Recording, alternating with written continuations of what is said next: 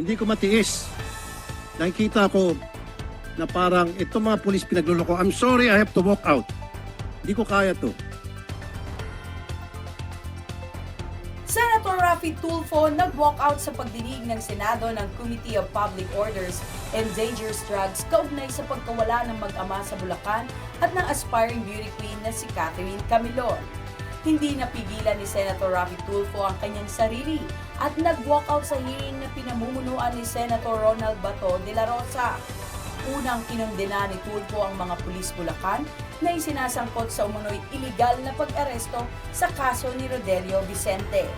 Ayon kay Tulfo, aalis na lang siya sa pagdinig dahil hindi niya matiis ang nangyayari na di umano'y pinagloloko na lang sila ng mga pulis. Bago naman umalis si Tulfo ay humingi ito ng pasensya at bigla na lamang tumayo sa kanyang kinauupuan. Hindi ko matiis. Nakikita ko na parang itong mga pulis pinagluloko. I'm sorry, I have to walk out. Hindi ko kaya to. Hindi naman ikinatuwa ng chairman ng committee na si De La Rosa ang pag-walk out ng kanyang kasamahang senador sa pagdinig. Sambit naman ni De La Rosa na wala siyang kinakampihan sa nangyayari. Naiintindihan niya lang na may sinusunod na procedure ang mga kapulisan sa mga operasyon na ginagawa nila. Ani De La Rosa, naging PNP chief siya kaya alam niya ang mga proseso na sinusunod ng kapulisan. Hindi din niya anya siya papayag na mura-murahin at ipapaya sa kanyang committee ang mga kapulisan.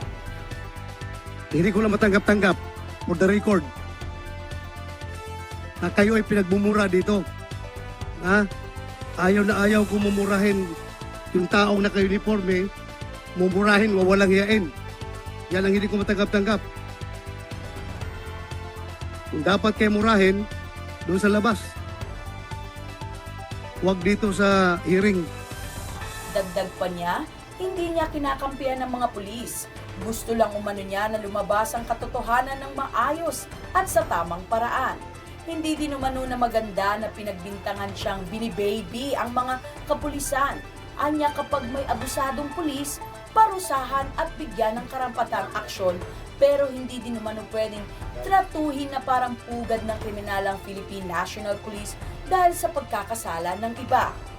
The worst thing na sabihin sa akin, binibaby ko kayo, ay hindi ko matanggap-tanggap yan na binibaby ko. What's the use of me being the chairman of this committee kung ibibig ko kayo? For the record, wala naman siguro makapagsabi dyan na sino pinakamaraming na-contempt na pulis dito sa Senado?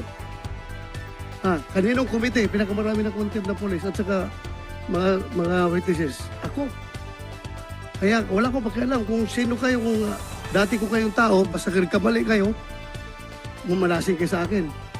Pero pag kayo naman gumagawa ng tama, hindi na ako papayag na wawalang yain kayo. Di ba?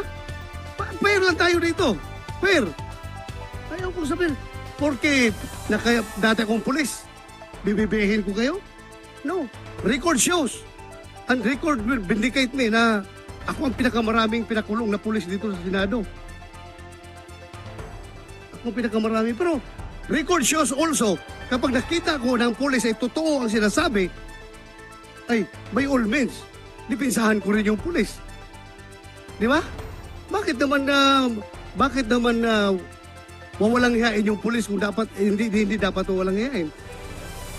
Ganun lang ako, fair lang ako dito. Wala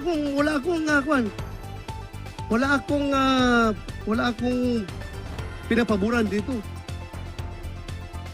The most insulting action is for that kasama mo dito, mag-walk out, walk outan ka.